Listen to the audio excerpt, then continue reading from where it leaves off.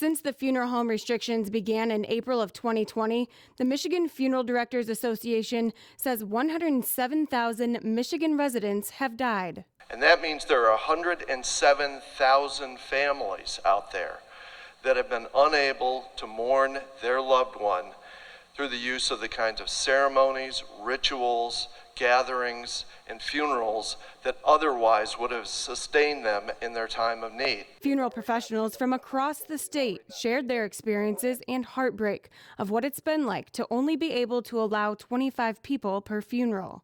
I've laid to rest dozens of infants and children whose mothers had to focus longer on a guest list than remembering their child's last smile. I've watched siblings who have leaned on one another and protected one another since childhood decide if they would walk in together to see their mother in a casket or if they would wait in the parking lot so they could hold their husband's hands as they go in. Not only are these funeral professionals concerned with families at the time of the funeral, but well after. There is a looming mental health crisis. Complicated grief is a dangerous thing.